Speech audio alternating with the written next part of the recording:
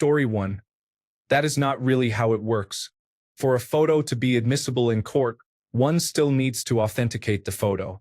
Even today, I cannot just admit a photo into evidence. I have to call a witness who either took the photo or who was present when it was taken to establish that it does show what the party is claiming. Story 2. You do know that we already examined such evidence for falsification, right? This is not a new problem for the legal system. Therefore, the courts already have a solution. Also, no one goes to jail based on a single photo or video. You need a circumstantial explanation that frames the events in the photo as a crime. After all, any single photo can appear unfavorable, and every jury would understand that. Story 3. We need to have a means of digitally signing images as they are captured by a camera or video camera. All journalistic or legal images should be paired with a signing key so that the veracity of the images can be proven. Story 4. No idea, but we had courts before video and pictures existed. So if we adapted to the technology, we can adapt away from it as well. Story 5. I could easily be wrong about this, but my understanding is that we long ago passed the point where courts could reliably tell if a photo was legitimate. For photographic evidence to be admitted, someone has to testify that the photograph is an accurate representation of events as they recall them. Story 6. We will have experts who analyze the data and metadata just like we do now when people try to use Adobe Photoshop to fake photo evidence. Story 7. Chain of custody has been the standard for authenticity for a long time. If you want to use a photo or video as evidence, you need to establish the source. Story 8. And when an attorney catches artificial intelligence provided in discovery or entered as an exhibit, they will rain chaos down on the other side. This is a very risky play. Story 9. I do not really think it will get to that point. I attended a continuing legal education event on artificial intelligence last year that included a panel of judges, and they addressed this issue. They acknowledged it was something courts would have to consider, but the consensus view seemed to be that to seriously entertain an objection on the basis that proffered evidence might be fabricated with artificial intelligence, they would want to see some evidence to give the court reason to believe the photos or video might have been generated by artificial intelligence. In other words, I am pretty sure this is something that will be addressed on a per item basis as opposed to blanket exclusions of photo and video evidence. Story 10. We can already create something that looks 100% real, so artificial intelligence is not changing things in that respect. The court system goes to great lengths to authenticate images submitted for evidence. Story 11. All evidence already requires verification that it is what it is. Like no one sees an issue with admitting text logs because someone in forensics verifies it was on someone's phone, and usually you have one or both parties verifying that they sent the texts. Even though text can conceivably be faked. The same thing applies to device location data. Can be faked, but it is admitted all the time.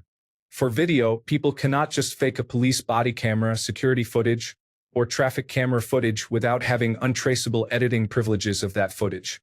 Even with independent footage, a deepfake might conflict with other footage or evidence. Furthermore, you probably need someone to perjure themselves to get it admitted. Story 12. These conversations are always more fun if you think of artificial intelligence as Allen Iverson, especially when you mention a court. That crossover should be objectionable. Story 13. Your Honor, we wish to object to this piece of evidence, as my client does not look nearly as attractive as he does in that photo.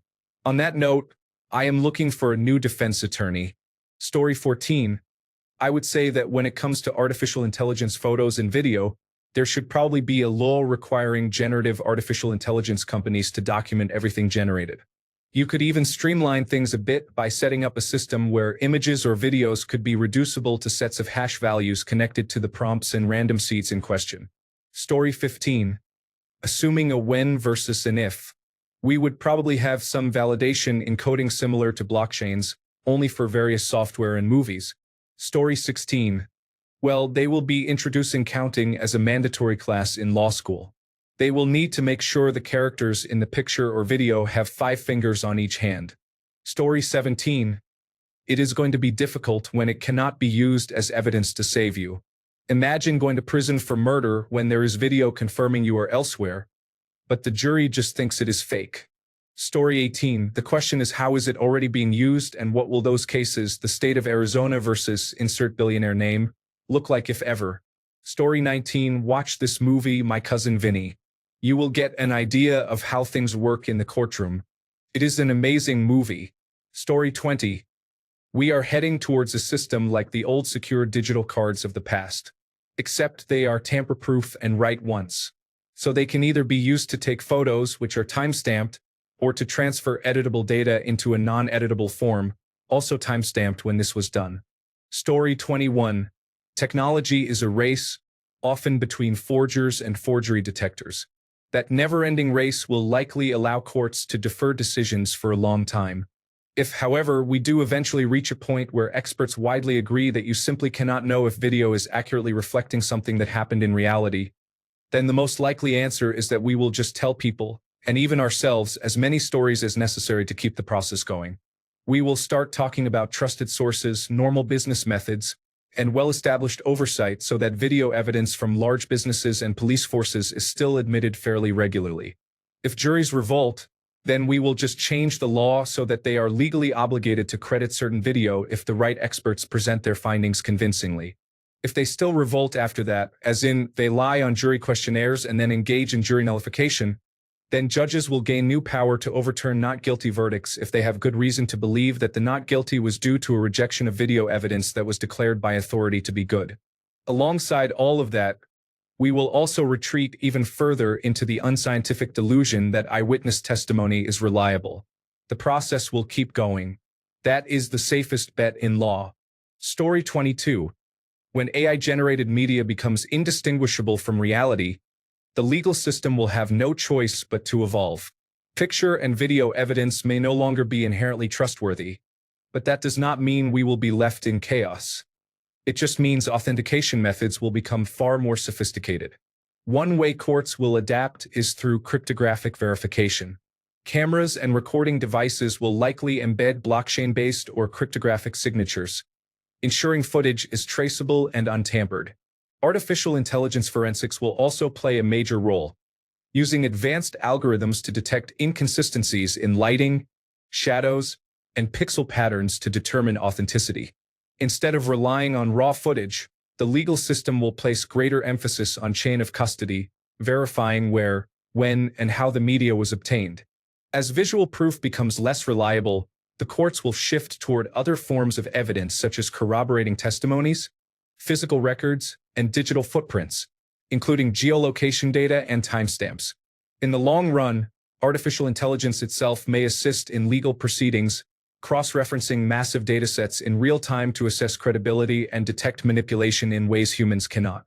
This would not be the first time the justice system has had to adapt. Fingerprints, deoxyribonucleic acid, and even eyewitness accounts have all gone through phases of scrutiny and evolution. Video evidence will not be abandoned. It will just demand better proof of authenticity. Story 23. Definitely feel free to correct me if I am wrong, but the majority of posts here are saying either witnesses will prove it, or we can tell based on experts. I will be the first to say thank you for all your valuable input about the state of current artificial intelligence. The online community has solved it again. Good job, everyone. Go to bed feeling safe. Spoiler: we cannot rely on witnesses and experts anymore. We need to do our own research and critical thinking. This is imperative to our democracy. Everyone is glossing over the original poster's actual point. What happens when we can't? That is a big issue. That is where one side believes one thing and the other side believes the opposite. It does not matter who is right anymore. We are too preoccupied by drowning ourselves in our own little think tanks full of whatever we want to hear. That is when misinformation wins. Nobody wants to hear the opposite side anymore, or even engage with them because they have better things to do, such as watching movies, working, or seeking comfort. Let us not forget that democracy is on the line and your comfort is more important than engaging with your fellow humans. Apparently, this thread should be a wake-up call to everyone that fake videos are becoming more prevalent and that we are already at the point where a huge number of us cannot accept the truth anymore, no matter how true it is, because we will not be able to tell soon. Our feeds are all going to be filled with misinformation tailored specifically to us. From now on, it is going to be harder and harder to determine what is true, and the other half of the country that voted for authoritarianism is going to accept what they see with blind fury and admiration. We all need to come together, right and left, yes, I said it, to combat the actual force that is trying to rip us apart. We are all the same. We work, we want to feel safe, and we want to make a nice living for ourselves. That is it. Let us all agree on that and be friends. We used to get along a few decades ago. We all knew that we were in this together. Come on, everyone, we are what actually makes America great. The people. The wealthy do not care about us. Let us be friends again. We are living in an unprecedented age of disinformation. Some of us went to college and some of us pursued other avenues, and you can make a good living either way. However, we all need to use our critical thinking skills more than ever. It is the most precious resource of this decade. It will determine our future. Story 24. Metadata. Your video or image always comes with metadata, which essentially provides information about the picture and offers clues about anything relevant. If you take a picture with your phone and look at the metadata of that picture, it will indicate that it was created using a specific phone model. If you edit the picture, it will actually show that it was created by a specific editing program. As a result, courts can usually determine if the photo or video was altered. Fun fact, during the Johnny Depp trial, Amber Heard's photos were marked as edited since all her photos did not contain a phone model in their metadata. Story 25. When artificial intelligence makes photo and video evidence completely unreliable, the legal system is going to have to go full medieval. Back to eyewitness testimony, physical evidence, and he said, she said arguments. Imagine a murder trial where your best defense is, trust me, that deepfake is not real. Wild times ahead. Story 26. There have been letters and documents that have been evidentiary staples forever, and you do not even need artificial intelligence to fake that.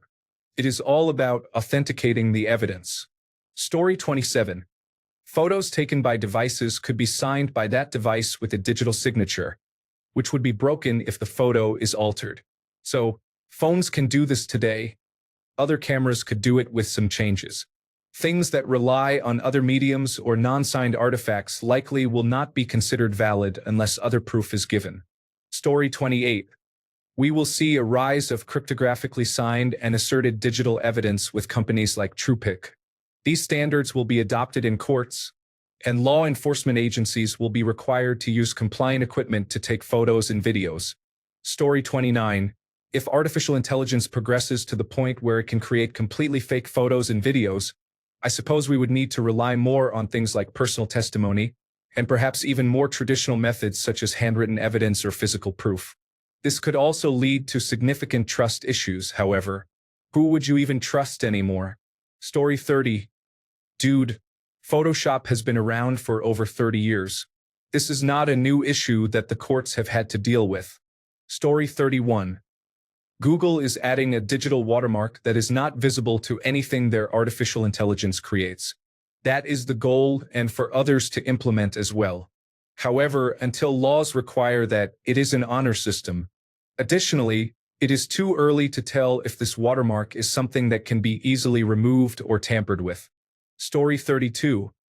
The benefit of the doubt defense becomes stronger when you can claim that it is possible that the video of you committing the crime is faked. Story 33.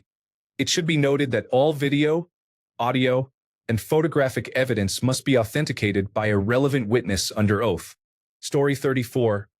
We will probably create some sort of embedded cryptographic watermark or hash that will verify the images and will fail if the image has been modified. There are a few cameras that do this already, but they are not common. Story 35. Cameras should digitally sign pictures. This should make it possible to prove that the image is unmodified.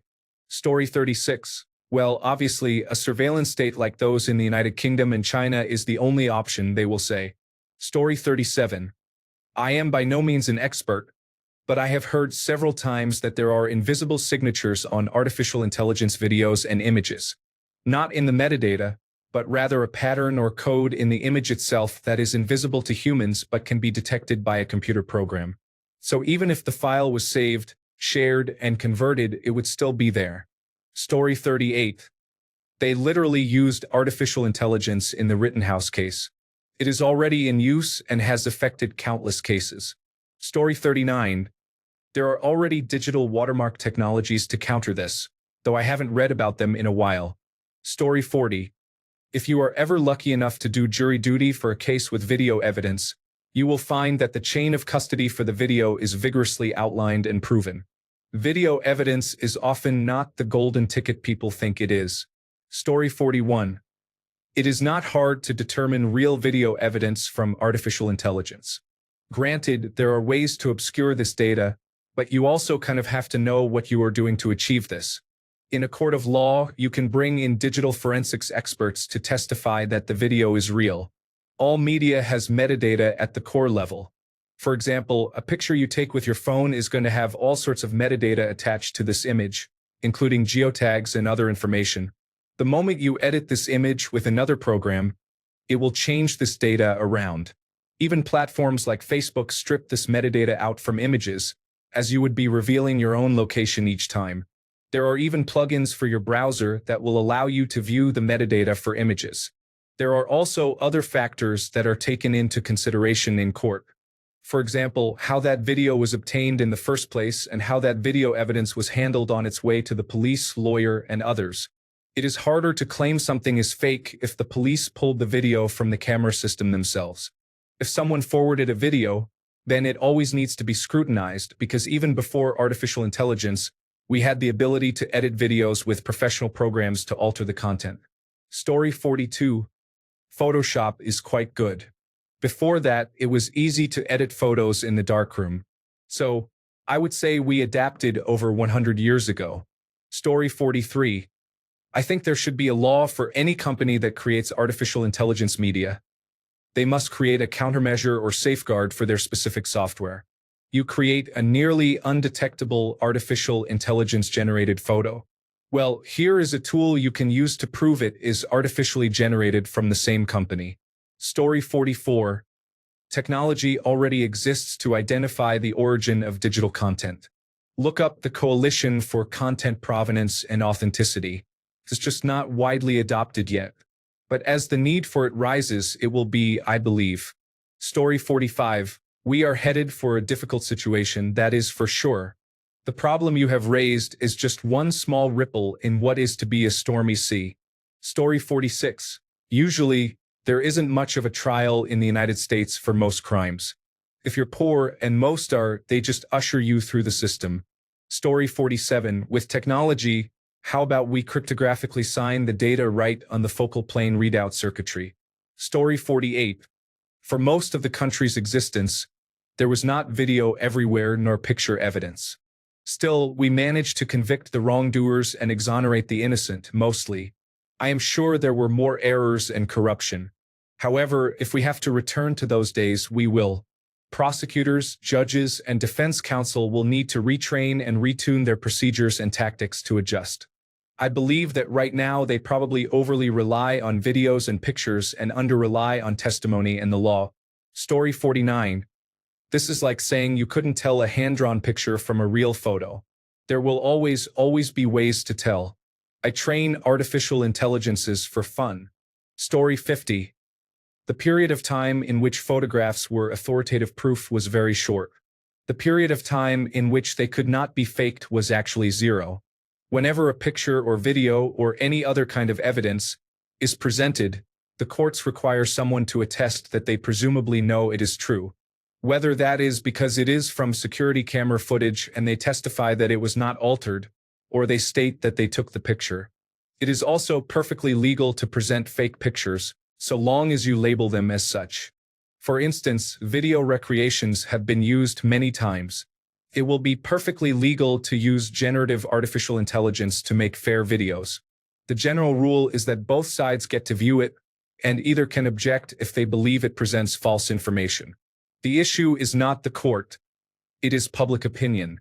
That is where people already believe fake videos just because they are online. This was a problem before generative artificial intelligence and will continue to be a problem. The solution is that people should not believe what they see online without actual proof. Story 51.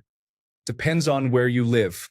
Some will have already adapted to identifying false evidence by probably using blockchains, whereas some are so inexperienced in technology that they cannot distinguish human from artificial intelligence, which will lead to many false convictions. Thanks a bunch for sticking around till the end of the video. Remember to subscribe, and until next time, stay awesome and goodbye.